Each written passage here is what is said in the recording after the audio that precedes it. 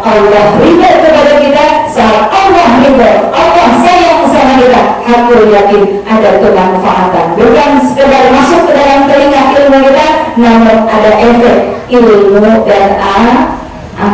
Ya, makanya kita di sini sholat, ngaji, amalin, sholat, ngaji, amalin. Ya, insya Allah. Ya, aku yakin saat diri kita semakin mencintai ilmu, ya, karena ketika ingin kita bahagia dunia, man arada dunia fa'alaihi bil ilmi. Ingin bahagia dunia, maka dengan ilmu. Wa man arada al-akhirah fa'alaihi bil ilmi. Ketika kita ingin bahagia di akhirat, maka carilah dengan ilmu. Wa man arada huma, dan barang siapa yang ingin bahagia kedua-duanya, mau ingin bahagia dunia, mau ingin bahagia akhirat, maka carilah fa'alaihi bil ilmi, maka dengan ilmu pengetahuan. Ya, kalau dengan ilmu ibaratnya lentera, ibu dalam kegelapan, maka insya Allah ketika ada ilmu bisa menerangi kita, kita tidak akan tersesat.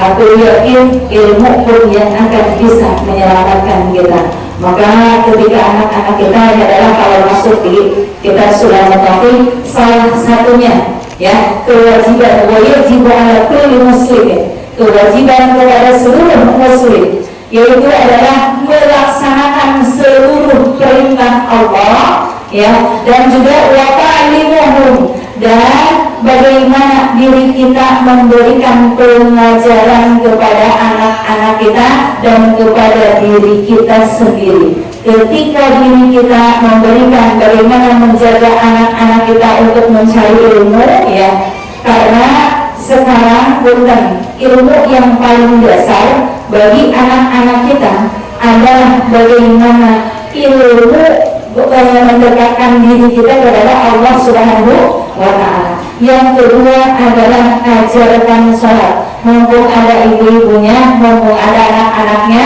saya kemarin hari lalu, karena juga saya pikir di sini, ternyata ibunya itu sekali anak-anak, ya, SMP terkhusus karena saya kebetulan pas megang SMP. Sholat subuh ini banyak yang lolos, ya, sholat subuh banyak yang ketinggalan, ya. Ketika sholat subuh ditinggalkan, jadi jangan berpikiran ini, ketika kita sholat 5 waktu, saya nggak ninggalin satu, saya punya 8. Ibaratnya gitu, saya masih punya 4, nggak bisa. Kenapa? Karena kalau sholat satu paket, mau sholat subuh sampai dengan isya, ini satu paket harus dilaksanakan.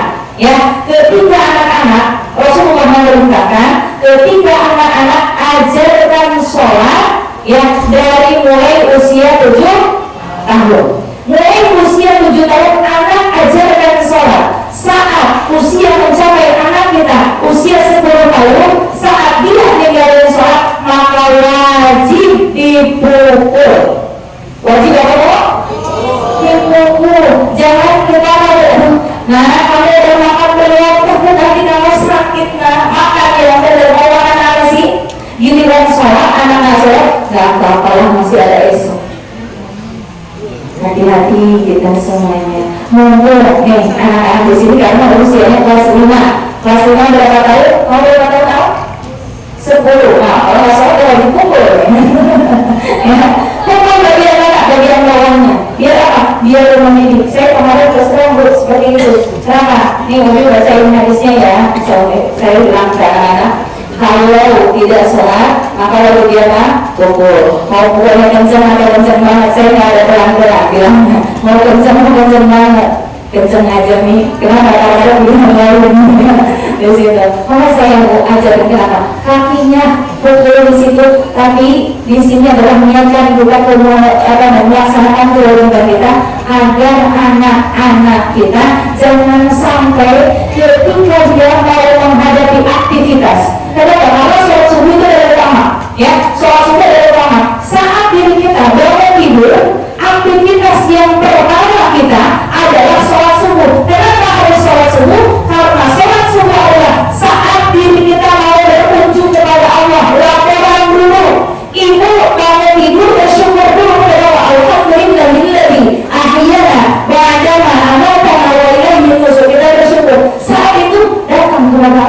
Ya Allah, hari ini saya melaksanakan aktivitas.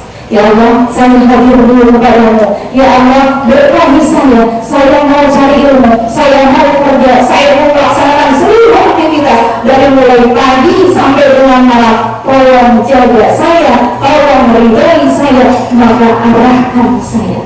Kalau ibu sudah laporan dulu, ya sama Sang Pencipta, mudah-mudahan anak-anak kita dijaga. Insya Allah, makanya ajarin anak-anak itu suruh datang dulu sama Allah. Ya, pagi-pagi itu ajarin dulu anak-anak, suruh laporan dulu. Ibu ketika kerja, ya ketika kita orang yang kerja, pasti ketika datang ke kantor harus apa bu? Fingerprint. Ya, harus fingerprint. Untuk apa fingerprint? Laporan datang jam berapa? Ya, kalau telat kena potongan. Biasanya seperti itu betul. Ya, ketika kita subuh, ya makanya ketika kita subuh, ngobrol dulu, fingerprint dulu sama Allah dengan sholat subuh. Kenapa? Karena sholat di sini adalah tiangnya agama. Kalau sholatnya rusak, maka seluruh amalannya akan rusak. Namun ketika sholatnya bagus, seluruh amalan akan bagus. Habis mati. Kalau saya semangat begini nih. Gue takut gitu. Ya, maka ketika diri kita, ya jadikan ketika sholat ini adalah fondasi bagi anak-anak kita, dan ini adalah kewajiban satu, kewajiban sebagai orang tua, kewajiban sebagai diri kita sendiri, dan juga kewajiban seluruh umat muslim dan muslimah. Maka tolong anak-anak kita, ya ajarkan anak-anak sholat, ya terutama sholat yang 5 waktu, ya nggak ada sholat subuh doang, nggak ada sholat zuhur doang, nggak ada sholat asar doang, 5 waktu. Apa bu? 5 waktu. Apa nak? Harus berapa nak? 5 waktu. Boleh pak? Tak boleh. Kalau pak yang pengen? Sudah siap. Dengerin bu, anak-anak sudah siap ya. Kalau nggak sholat ya di rumah ya.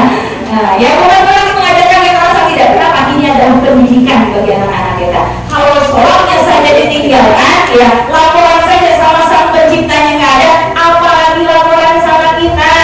Ya, perintah Allah saja, perintah Sang Penciptanya dilanggar, apalagi perintah kita manusia biasa. Ya, makanya kalau ibu-ibu nggak didengar ucapannya sama anak-anak, lihat dulu anaknya dengerin dia perintahnya Allah. Kalau anaknya dengerin perintahnya Allah, sholatnya bagus, aku yakin, saya yakin bahwa anaknya akan berurut sama Allah dan akan jadi anak yang soleh dan soleh. Amin ya Allah ya Allah. Kenapa? Karena anak-anak sudah mendahulukan penciptanya. Maka ketika bagus kepada penciptanya, aku yakin kepada kita, kepada orang tua, kepada temannya, kepada sahabatnya, pasti dia akan bagus akhlaknya. Insya Allah. Bapak Ibu hadirin jemaah sekalian, kita lihat filosofi di dalam surah Al-Fatihah, yaitu Iyyaka na'budu wa iyyaka nasta'in. Artinya apa bu? Berikan Apa bu? Belum ya? Belum terjemahin ya. Iyyaka na'budu. Apa artinya? Hasan, oh baterai ada. Hanya kepadamu lah ya Allah kami beribadah. Wa iyyaka nasta'in, artinya dan hanya kepadamu lah ya Allah kami memohon pertolongan. Kita alhamdulillah diawali dengan sholat sunnah duha dan sholat sunnah tasbih.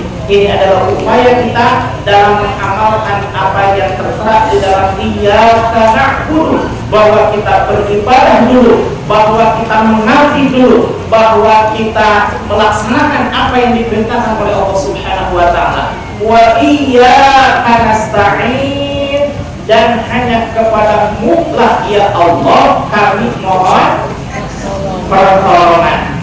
Dan setelah kita melaksanakan sholat duha dan sholat tasbih, kita perlu meminta kepada Allah apa? Yaitu mengkaji dulu. Mengkaji dalam artian belajar apa-apa yang diperintahkan oleh Allah Subhanahu wa taala.